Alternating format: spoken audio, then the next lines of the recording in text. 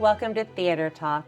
My name is Beth Lamy, and this is a monthly program where I highlight local community theater and encourage you all to support the arts. Today, I am here with Jacob Lee, the director of the Windham Theater Guild's July show, The Drowsy Chaperone, and two of the actors in the show. We have Cody Molesky, who plays the man in the chair, and Stella Moranos, who plays the Drowsy Chaperone. Thank you, everyone, for being here today. Thank you for having us. Thank you. So this question is actually for all three of you. Jacob, you can go first. So Windham Theater Guild has been around since 1985. How long have you been involved? I've been involved only about a year. My first show with them was back to the 80s. That was their last summer show, 2025. So I'm pretty new with the Theater Guild. These guys are more veteran than I am. I would say barely more veteran than Jacob myself. Actually, you know, my first show with the Windham Theater Guild was several years ago when I was in 8th grade in 2013, I want to say. I was in Shrek the Musical, and then I took a long break before coming back about 2 summers ago for The Little Mermaid. So I guess both old and new. It's new to me because everyone treats you very different when you're 13 years old compared to when you're an adult. I can imagine. Yeah. I started in 2018 BC, before COVID. Okay. Probably the longest here. And then I joined the board probably about 2 years ago. So I've been on the Windham board for a little bit. So you are a veteran member here today. Yeah. So we heard what shows you guys have done. What other shows have you done with Windham Theater Guild? I started with Rocky Horror, I did the Playwrights Festivals, which were smaller. And then Rocky Horror was one that I got a call and they're like, hey, we need a Rocky. I was like, absolutely, sign me up. My wife was doing Rocky Horror since 2018 as Columbia, and she kind of pulled me into it and interest in it. And that was the first time I ever saw the show, and I was like, wow, this is awesome. It's a lot of fun. So. And a little sidebar on that, is that an annual thing Yes. that Windham Theater Guild does? Yep. Oh, yeah. Okay, so we can expect that to be happening again October timeframe? November this year. Timeframe. Yes. Okay. And then back to our October regularly scheduled program every year. Okay. So, Jacob, can you tell us where does Windham Theater Guild perform? The Windham Theater Guild performs in Willimantic. We're at the Burton Levitt Theater. It's right on Main Street, so pretty convenient. Do you ever perform at other venues, or that is the venue that you perform at? At the Windham Theater Guild, that's it. Okay. I go all over the place. But Okay. So what is, maybe you as a board member, what is the process for picking shows and directors? Sure. So we have a committee which is open to the public, to everyone, with, of course, at least 2 board members a part of the committee. That's for all of our committees. And then we get shows from members of the theater, from the public, and we, as a committee, read all of the plays and all the musicals as options. We go through quite a long list of shows, and then slowly start to... Actually, Stella and myself are part of the committee, and we read all of the plays, we read all the musicals, listen to the musicals, find bootlegs, find PDFs, free everything, and then we just slowly... And usually if a show has a director attached to it, we kind of favor that show already, because they're like, oh, that's a passion project for them, let's kind of work with them on see what their vision is on that show. So do you get mostly suggestions from members of the Theater Guild, or do you get a lot of community suggestions? I'd say both.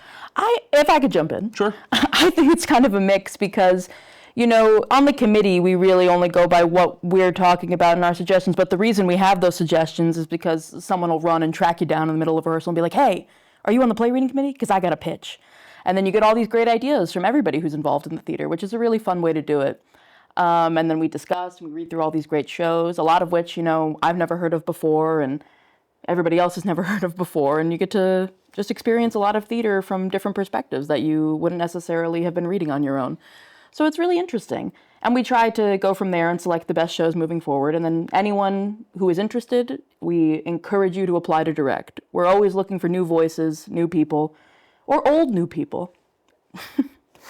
So was it a community member or a member of the guild that that suggested the Drowsy Chaperone? There was 2 members of the committee because we both loved the show, and I was one of them, and another committee member, and we pitched it on the same day without talking to each other. So we're like, okay, well, this seems like a good candidate for it. But this was my first musical of all time, was Drowsy, so I have a soft spot for it.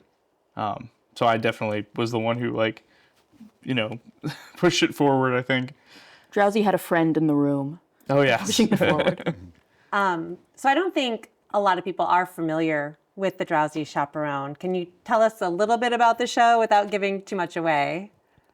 I can tell you a little bit, but it'll be hard to not give too much away. I'm so don't excited give it- about don't it. give it Yeah, away. yeah. So in the show, the man in the chair, who's played by this man who's in that chair, reminisces about, Method is right, about his favorite album. Cody actually also made, this art here. He made that album.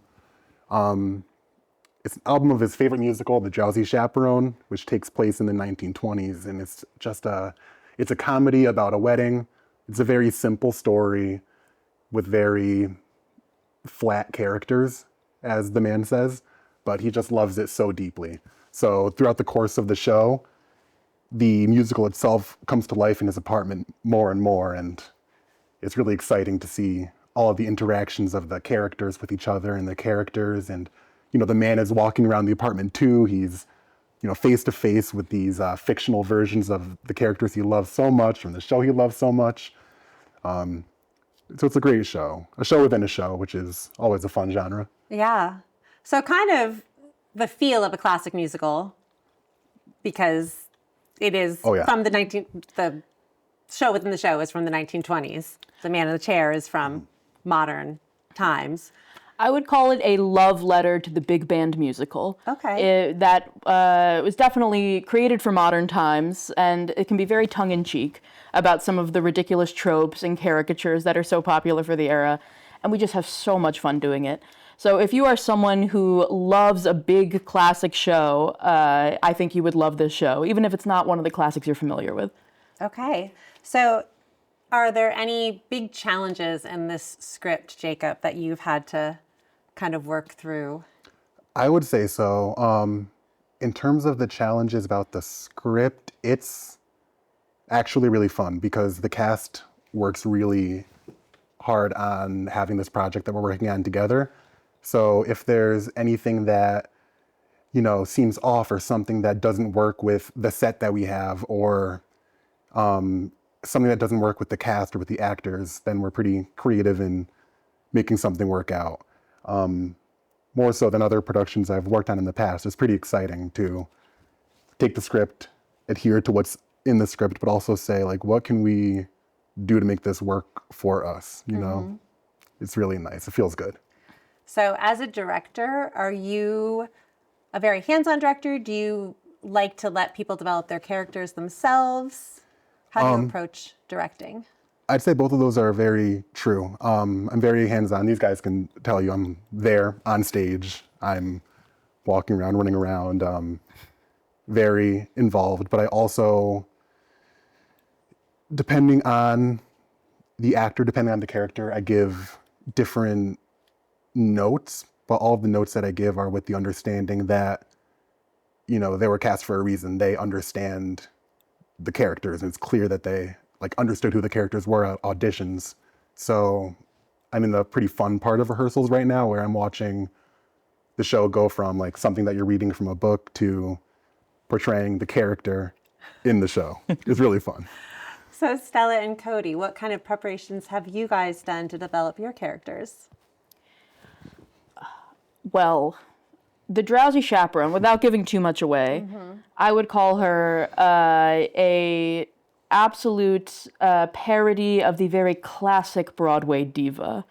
So how do I prepare for this role? I mean, you have to study the divas. You have to study the most important divas of our time, the Judy Garlands, the Liza Minnellis. But it's absolutely so much fun. I'm really fortunate that preparing for this role and rehearsing for this role never feels like homework, because it's just so much fun to do. Cody. I would say I'm very familiar with the role. I played Man in Chair. I've played similar roles in past. Man in Background, Man in Tree. Man in Background. Man in the Mirror. What show was Man in Background? Man in Background. Well, there was Man in the Mirror, which was a Michael Jackson take on the show Annie, letting everyone know that she was okay. I have never heard of that show. Man with Man. Sounds fascinating. There was, I don't know. Oh, Man with Chair, which was a one-man show interpretive thing about the WWE. So I've done a lot of shows similar. You have been man a lot. Yeah, exactly. No, seriously though, I did the show in, I played Gangster 2, the first time around for this show. And our manager was just incredible. And this was almost 10 years ago. And I just loved the character. And truly the only dream role I've ever had was manager. So I am very happy to be. And most of the prep is learning the lines because I don't have to really sing or dance too much. But my first line is a 2.5-page monologue. And how do you go about learning a 2.5-page monologue? What are your tricks? Well, here's my tip for everyone who has to learn a lot of lines, especially a monologue. I take the first letter of every word in that monologue and I just write those. The first time I tried this trick, I was working at like a fast food place and I had a long monologue and I wrote it all on a plastic cup, just the first letter, because I couldn't fit the monologue on the cup. So while I'm working and we have downtime, I'm writing the first letter of every word all the way around as a spiral and I'm just reading the cup like this. But that trick has always worked for me for monologues, just the first letter of every word. Okay. I'm fascinated to know. Stella, what are your tricks for learning lines, songs? Oh, gosh. Would I just sound like the worst person in the world if I said I just kind of do it? I rehearse and then I just sort of learn it. But I'll say it hasn't been too difficult for this show because Cody by far has the most words of anyone in the show. A lot of long monologues. And for people thinking about seeing the show, goes quick. Don't worry about it. It's very exciting monologues. But I sort of putter around and have a line here, a line there, a song here, a song there. But for shows when I have had a lot more dense bits of text to get through, like doing Shakespeare, I was Festy in Twelfth Night last year at the Guild, and that can be a bit trickier to learn the lines for. So my favorite thing is I do flashcards and I put the cue lines on one side of the flashcard and then my line on the other side. So it's very helpful for when I'm trying to quiz myself because sometimes you think you don't know the line and you think that you need it, and then as soon as someone starts to give it to you, you go, I know. Mm-hmm. And then you do know. Yep. So yeah, the cue card method. Okay. And Jacob, you're a director, but you're also an actor. Mm-hmm. So do you have any fun tips to share on learning lines? Yeah, I also do flashcards. I kind of do it all at once and usually while like jogging in the morning, which is usually, I'd have a pocket or something. I'd have my flashcards and going through those. While you're jogging, you're looking while at I'm them? jogging, yeah. Do you trip a lot? Not this year. Newsies, yes. Which is ironic because I only have one line in Newsies, so I don't know why I was falling, but shows after that have been pretty good. Okay. There are some funny moments of like jogging through the neighborhood and saying stuff like Curtis Jackson got killed from Sister Act, and spoiler alert for Sister Act. Happens in like the first song. But, sorry guys. Yeah, so it also helps because I can count out the dances as well while I'm moving, move my feet, see if I can keep track of like what comes next, the transition. So a lot of my preparation is early mornings doing that. So that's actually what I do. I learn my lines when I'm running as well. But I can't imagine trying to look at a piece of paper while I'm running. So I record my lines and then I listen to them and I say them along with my phone, which also makes me look like a crazy person, right, as I'm talking. Right, to nobody. right, just, yeah. But that seems safer than his method, so maybe you should try it. It's true. And I have not fallen, so. Very good. Perhaps, I'll do that in my next show. Yeah. So this is your dream role. Do you have a dream role, Stella? I do. I do have a dream role, but I don't think I'm ever going to get to play it because I'm a woman. And so many of my dream roles are male parts. Just maybe a little bit because some of my most favorite roles of all time are just the funniest ones, and they usually give that to a man. Let's do better. We definitely need to do better. But I would say dream role right now, number one, is Max Bialystock in The Producers. That would be my absolute favorite. Mel Brooks is such an icon, a legend, a star in my eyes, and that's one of my favorite musicals of all time. I think there is a lot more sort of gender bending casting going on, so maybe. It's true. And hey, if you ever hear about a theater doing it, please let me know immediately. I will drive any distance. Jacob? good question. My dream role, I think, was Eddie from so Sister you Act. So that my dream living the came dream. true. Yeah. Okay. So everybody has lived their dream but me. And this is my plea to the people of the world to please petition people to let me fulfill my dream. I have not lived my dream either. What is your dream role? I, like you, feel like there is not enough strong female roles. I would love to play John Adams in 1776. And I would love to see it. I really would. So, Love that. Okay. okay. What other favorite roles? So we talked about dream roles. What other favorite roles have you performed, Cody? That's funny. The top of my list has always been Gangster 2 in Drowsy Chaperone because I just loved the show so much, just being a part of it. I loved And Then There Were None. I got to play Bloor, which was just fun because I got to do a silly Cockney accent. I got to play Ned Schneebly in School of Rock, which was a blast.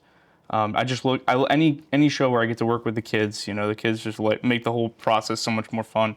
So we did Matilda. I got to play Rodolfo, which is not far off from Adolfo from this show, which was just a silly foreigner, part. So those are some of them. But I definitely the shows where I get to work with the kids definitely stand out. They're just a blast. Wow, stand out over the years. As Cody says, working with the kids is fantastic, and playing Miss Hannigan and Annie and getting to just abuse them so strongly was really a joy for me. No children were actually harmed, but that was a very fun role.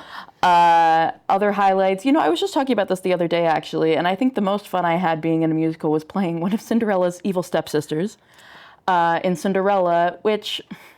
I don't know if he wants me saying this, but our beloved stepmother is in fact right here. So we had such fun in Cinderella in our younger years, just being as obnoxious as possible. So another gender bending? Yeah, it's true. Yeah. Yeah. Jacob? Yeah. I like a lot of the ensemble work I've done more than other named roles. Acting is fun, but singing and dancing is a lot more. I love that. That's my favorite. So doing Chicago is fun, being an ensemble member there. Hairspray, Newsies, these dance musicals are a lot of fun to do. And I don't think people realize sometimes how important the ensemble is to a show. Oh, yeah. A good or bad ensemble can make or break a show. You can't just have two good stars in the show. Right. I totally agree. Yeah. And we have a fantastic ensemble. They're Drowsy, awesome. They're really great. All right, so talking back to Drowsy, we're going to get a brief preview song. So Jacob, can you kind of set up the scene of what's happening for this preview song? Yes. So it's cool that we have these two characters here, the Drowsy Chaperone and the man in the chair. The man in the chair's favorite song from the show is As We Stumble Along, and his favorite character is the Drowsy Chaperone. So Not in real life. No. who's your favorite character in real life? I'm quite unpopular, actually. So there's a line that he says throughout the show. What he loves about musicals is that they give you a song to play in your head for when you're feeling blue. And this is a song that he's carrying around in his head when he's feeling blue. So they both, at different points in the show, sing As We Stumble Along. So that's what they'll sing today in a duet form. All right, I'm excited to see it.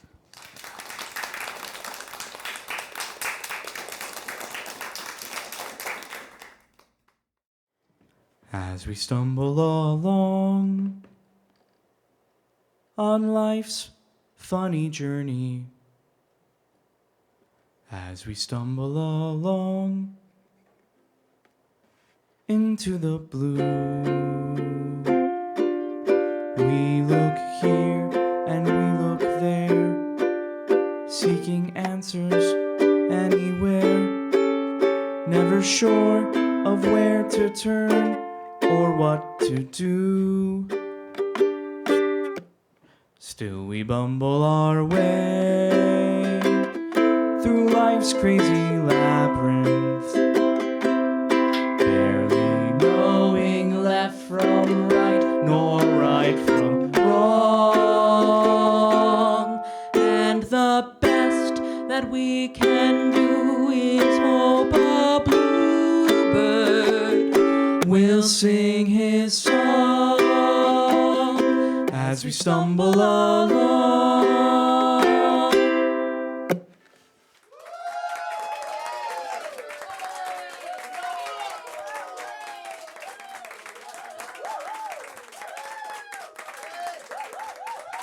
All right, great job, everyone. All right, before I talk through our upcoming shows that are going to be in local theater around the area, can you give us more hints of shows that will be coming up in the future besides Rocky Horror Picture Show at Windham? Yeah, absolutely. So we have a really incredible newer show coming up this fall called Silent Sky. It's telling the story of some of the underappreciated women who were working in the field of astronomy in the early days of it. And so auditions for that will be this summer, I believe, hopefully soonish. And we're looking for a strong female cast. Like we were just saying, always looking for strong female roles for people. That. We have a great junior program at Windham Theater Guild, typically run by Ken Schroeder. And their next show coming up, which is already cast, is James and the Giant Peach. So you can see, you can already get tickets for it, I think, online, and that's coming up in October. Awesome. And then this holiday season, I think we can announce this, right? Yes. We can. Inside scoop. This holiday season, we are putting on an absolute classic, Miracle on 34th Street. So, yeah, spread the word. We would love for everyone to come see this absolute beloved holiday show. Awesome. And then our last announced show for the season, we have one more we haven't announced yet until September, but our next announced show is Bus Stop, which will be around February time, I believe. I want to say February. Yeah. And then you'll be you're looking through scripts and watching and picking a new season? As we speak. Yes. Oh, okay. The meetings are Ongoing happening right as now. we speak. Okay. Yes. Awesome. All Not right. now because half the committee is here, but as soon as we leave. Right back to it. you. Yeah. All right. Well, now I'm going to highlight some other shows that are coming up in the local hour radius of Tolland County. So we have the Great American Trailer Park Musical, which is a comedic high-energy show centered on a love triangle between a toll booth collector, his agoraphobic wife, and a new mysterious stripper neighbor. And that is July 31st through August 16th with Castle Craig in Meriden. 12 Angry Jurors. So this is about a single dissenting juror in a murder trial attempting to convince the others that the case against a young defendant is not as open and shut as it appears. That is July 31st through August 16th in Manchester with the Little Theatre of Manchester. We have Jesus Christ Superstar. So that's the Andrew Lloyd Webber and Tim Rice musical that is about the final weeks of Jesus' life, told from Judas's perspective. That is July 31st through August 9th in New Britain with Connecticut Theatre Company. We have Bye Bye Birdie, which is the 1950s musical comedy that basically is about Elvis, not using Elvis, but it's following a talent agent and his secretary who orchestrate a televised farewell kiss from a drafted rock idol to a lucky fan. And that's August 6th through 8th in Wallingford with Wallingford Community Theatre. We have Old Oak Ridge, which is a new show. It's a heartwarming and hilarious story set in a South Carolina town where a 500-year-old tree, a spirited community, and a clash between tradition and corporate expansion take center stage. Has an original score inspired by 1950s rock and roll and doo-wop, and that's August 8th and 9th in Woodbridge, Connecticut with Sound and Stage Musical Company. We have Grease, the popular rock and roll musical set in 1959 at Rydell High School with Danny and Sandy. That's August 7th through 16th in Springfield, Massachusetts with Opera House Players. We have Belly, an American love story that's exploring the intergenerational experiences of Black women and mothers using word, song, and dance.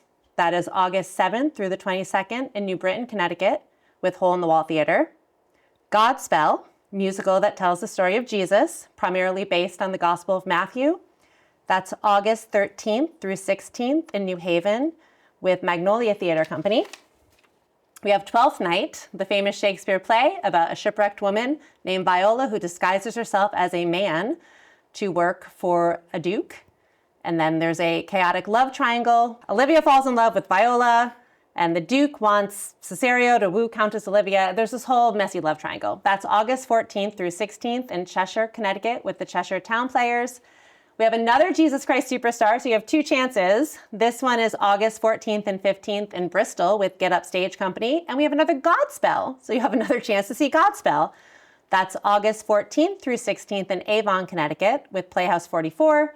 We have New Faces, that's Suffield, and that's an opportunity for new actors to take the stage with the Suffield Players. So it's a bunch of short plays, about 10 minutes each. And that's only one day. It's August 15th, and you can either go at 2 or 7. And again, that is in Suffield with the Suffield Players. And do not forget to see the Drowsy Chaperone at the Burton Levitt Theater in Willimantic with the Windham Theater Guild, July 24th through August 2nd. So thank you all for tuning in, and I hope you all will support local theater. So tune in next month where I highlight another theater and again, encourage you all to support our local community theater. Thank you.